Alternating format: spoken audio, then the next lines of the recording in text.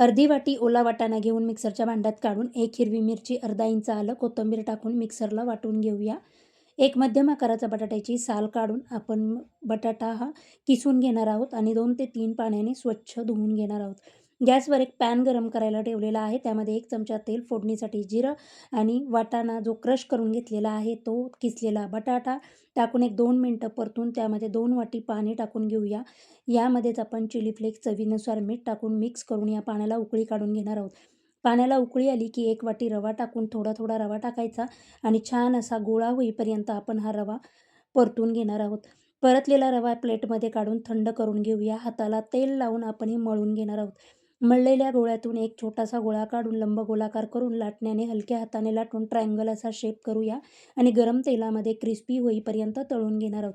आपला क्रिस्पी असा ओला वाटाण्याचा नाश्ता तयार झालेला आहे. आता आपण ह्याच्यावर चाट मसाला किंवा पिरी पिरी मसाला टाकून घेऊया.